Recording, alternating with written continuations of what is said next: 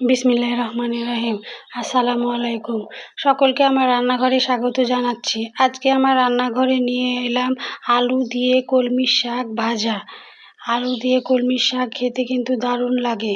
চলুন দেখি কিভাবে রান্না করলাম। এই যে এখানে আমি নদীর পাড় থেকে কলমির শাক উঠিয়ে নিয়ে এসেছি। এই যে দেখুন লম্বা লম্বা, কত লম্বা লম্বা ডাল। এখন এগুলো থেকে আমি সুন্দরভাবে শাকগুলো বেছে ধুয়ে কেটে নিব। এই যে শাকগুলো আমি সুন্দরভাবে বেছে ধুয়ে কেটে নিয়েছি। এখানে আলু কুচি করে নিয়েছি, পেঁয়াজ কুচি নিয়ে নিয়েছি, এখানে রসুন, শুকনো মরিচ ও কাঁচামরিচ নিয়ে নিয়েছি। এখন চুলায় কড়াই বসিয়ে কড়াইয়ের মধ্যে কলমি শাকগুলো দিয়ে দিলাম, আর শাকের ওপর আমি এখানে আলু কুচিও দিয়ে দিলাম। এখন একে একে সব কিছু দিয়ে দেব। এই যে পেঁয়াজ কুচি, রসুন কুচি ও গোটা কাঁচামরিচ দিয়ে দিলাম, সামান্য লবণ ও সামান্য হলুদের গুঁড়ো দিলাম।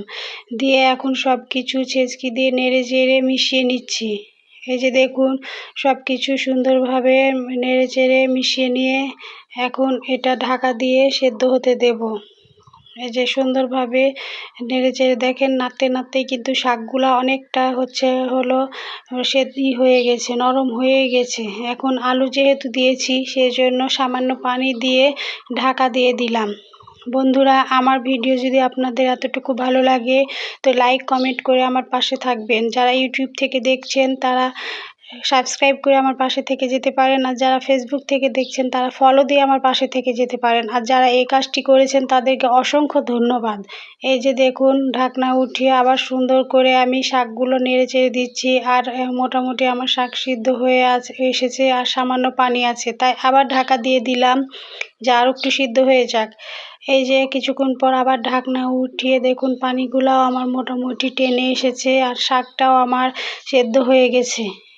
এই যে পানিগুলো টেনে এসেছে, এখন শুধু শাকের সঙ্গে মাখা মাখা হয়ে আছে পানিগুলো। এখন আমি এটা নামিয়ে বাগার দিয়ে নেব। এই যে নামিয়ে নিয়ে এখন কড়াইয়ের মধ্যে আমি পরিমাপ মতো তেল দিয়ে দিলাম, রসুন কুচি দিয়ে দিলাম, শুকনো মরিচ দিলাম, আর পেঁয়াজ কুচি দিয়ে দিলাম। দিয়ে এখন সুন্দরভাবে নেড়ে বাদামি করে ভেজে নেব। এইভাবে কলমির শাক আপনারা রান্না করে খেয়ে দেখবেন, খেতে কিন্তু দারুণ লাগে। আমার রান্নাটা কিন্তু দুপুরে খাওয়াতেই শেষ হয়ে গেছে, মানে এত মজা হয়েছিল কলমির শাক রান্নাটা। এই যে পেঁয়াজ বাদামি করে ভাজা হয়ে গেছে, এখন আমি সেদ্ধ করা শাক আলু দিয়ে দিলাম। দিয়ে এখন সুন্দর করে আমি নেড়ে চেড়ে ভাজা ভাজা করে নিব। যেটুকু পানি আছে এখন আমি নেড়ে চেড়ে সেই পানিটুকু একদম শুকিয়ে নেব। আর একটু ছেঁচকি দিয়ে গুঁতা দিয়ে দিয়ে আমি আলুগুলো ভেঙে দিচ্ছি যেন শাকের সঙ্গে মিশে যায়।